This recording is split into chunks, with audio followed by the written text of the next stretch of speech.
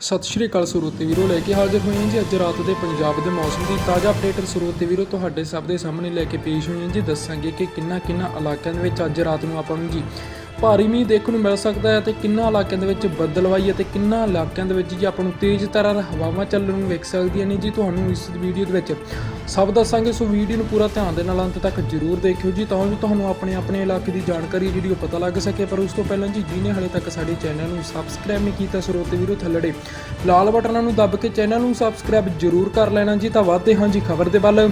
ਸੋ ਸਰੋਤੇ ਵੀਰੋ, ਅੱਜ ਰਾਤ ਦਾ ਪੰਜਾਬ ਦਾ ਮੌਸਮ ਜਿਹੜਾ ਹੈ ਜੀ ਉਸ ਦੇ ਵਿੱਚ ਮੌਸਮ ਦੇ ਸੰਬੰਧੀ ਤਬਦੀਲੀ ਦੇਖੀ ਜਾ ਸਕਦੀ ਹੈ ਜੀ। ਸੋ ਸਰੋਤੇ ਵੀਰੋ, ਜੇਕਰ ਆਪਾਂ ਪਹਿਲਾਂ ਗੱਲ ਕਰੀਏ ਜਿਵੇਂ ਕਿ ਬਠਿੰਡਾ, ਸ਼੍ਰੀ ਮੁਕਤਸਰ ਸਾਹਿਬ, ਰਾਮਪੁਰਾ ਮੰਡੀ, ਬਰਨਾਲਾ, ਮਾਨਸਾ, ਸੰਗਰੂਰ, ਫਾਜ਼ਿਲਕਾ, ਫਰੀਦਕੋਟ, ਫਿਰੋਜ਼ਪੁਰ, ਇਹਨਾਂ ਨਾਲ ਲੱਗਦੇ ਇਲਾਕਿਆਂ ਦੇ ਵਿੱਚ ਜੀ ਇਸ ਵਕਤ ਕਾਫੀ ਗਰਮੀ ਜਿਹੜੀ ਉਹ ਪੈ ਰਹੀ ਹੈ ਜੀ। ਪਰ ਅੱਜ ਰਾਤ ਨੂੰ ਮੌਸਮ ਦੇ ਵਿੱਚ ਤਬਦੀਲੀ ਇਹਨਾਂ ਇਲਾਕਿਆਂ ਦੇ ਵਿੱਚ ਦੇਖੀ ਜਾ ਸਕਦੀ ਹੈ ਜੀ। ਇਹਨਾਂ ਦੇ ਨਾਲ ਲੱਗਦੇ ਇਲਾਕਿਆਂ ਦੇ ਵਿੱਚ ਆਪਾਂ ਨੂੰ ਅੱਜ ਬੱਦਲਵਾਈ ਦੇ ਨਾਲ ਮੀਂਹ ਦੀਆਂ ਬੌਛਾਰਾਂ ਦੇਖਣ ਨੂੰ ਮਿਲ ਸਕਦੀਆਂ ਹਨ ਜੀ ਸਰੋਤੇ ਵੀਰੋ ਅੱਜ ਰਾਤ ਨੂੰ।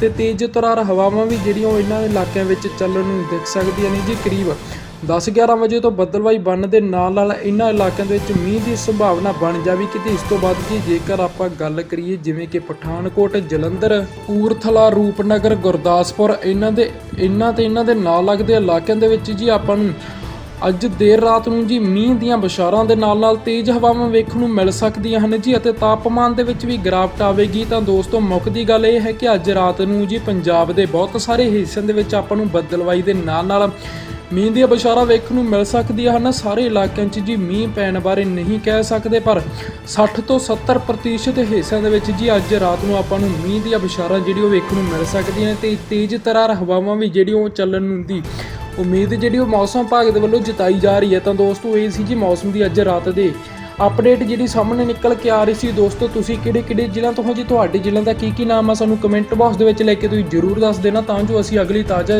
ਜਾਣਕਾਰੀ ਹੈ ਮੌਸਮ ਦੀ ਬਹੁਤ ਜਲਦ ਤੁਹਾਡੇ ਜ਼ਿਲ੍ਹਿਆਂ ਦੇ ਬਾਰੇ ਲੈ ਕੇ ਤੁਹਾਡੇ ਸਭ ਦੇ ਸਾਹਮਣੇ ਪੇਸ਼ ਹੋਵਾਂਗੇ। ਵੀਡੀਓ ਨੂੰ ਅੰਤ ਤੱਕ ਦੇਖਣ ਲਈ ਜੀ ਤੁਹਾਡੀ ਬਹੁਤ ਮਿਹਰਬਾਨੀ।